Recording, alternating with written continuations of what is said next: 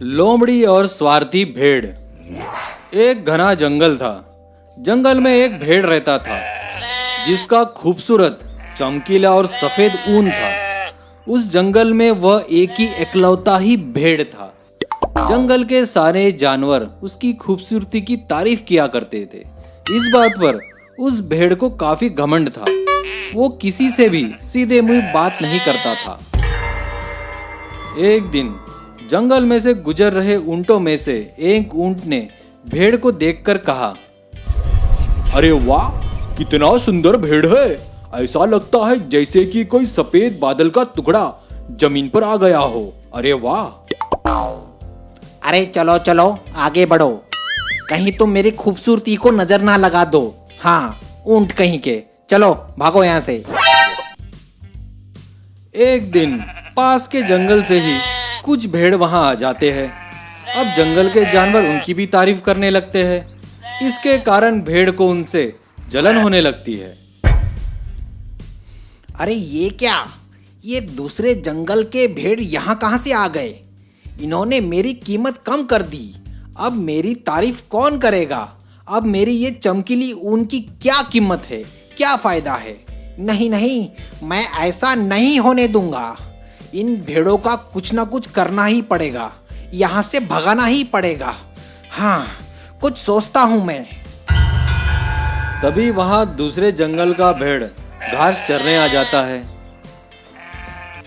अरे ओ दूसरे जंगल के भेड़ों, सारे घास क्या तुम ही खा जाओगे क्या? तुम्हारी वजह से मेरे लिए कुछ भी घास नहीं बच रही है।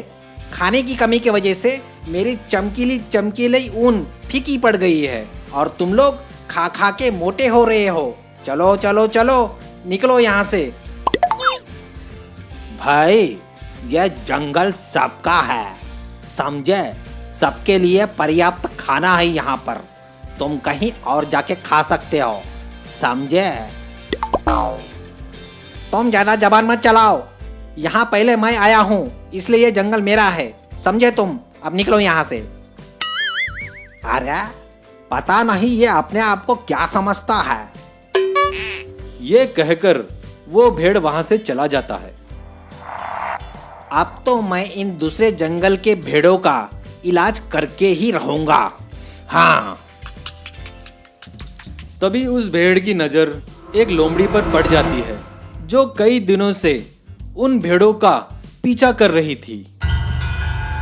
ए लोमड़ी, ऐसे दुबक दुबक के क्या देख रही है? भेड़ों को खाने का विचार है क्या? बोलो। अरे नहीं नहीं, मैं तो सोच रहा था कि ये। सुनो मेरी बात, मैं तुम्हारा काम आसान कर सकता हूँ। मैं सब समझ रहा हूँ। मैं तुम्हें उनके छुपने की सारी जगह बता सकता हूँ, पर तुम्हें मेरी एक शर्त माननी होगी। तैयार हो क्या? क्या शर्त? कैसी शर्त? बोलो। अगर तुम उन दूसरे जंगल के भेड़ों को खा जाओगे तो बात आगे बढ़ाए। वाह रे वाह, सामने दावत का पैगाम। जरूर मैं उन सब भेड़ों को मारकर चटकर जाऊंगा। आ आ। फिर भेड़ ने लोमड़ी को दूसरे जंगल के भेड़ों की छुपने की सारी जगह बता दी। रात होने पर लोमड़ी भेड़ों की जगह पर जाकर उनके बच्चों को खा जाता है। लोमड़ी हर रात किसी एक भेड़ को खा जाता है। इस कारण दूसरे जंगल के भेड़ बहुत डर गए और जंगल छोड़ के चले गए। इस जंगल का भेड़ बहुत खुश हुआ।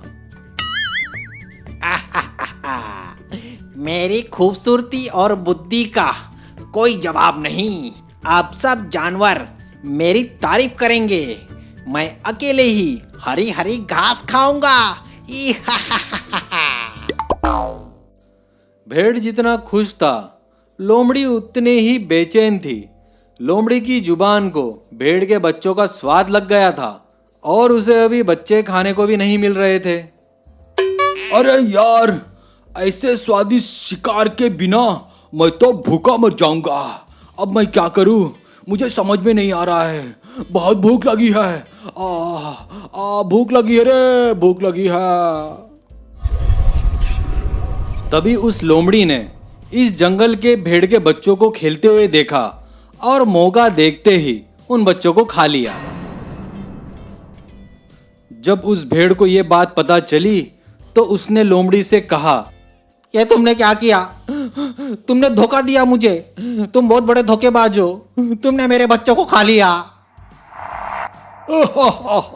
धोखेबाजी धोखेबाजी तो मेरे स्वभाव में ही है, लेकिन तुमने भी तो उन दूसरे जंगल के भेड़ों के साथ धोखेबाजी ही तो की है, तो इसे उसका परिणाम ही मान लो।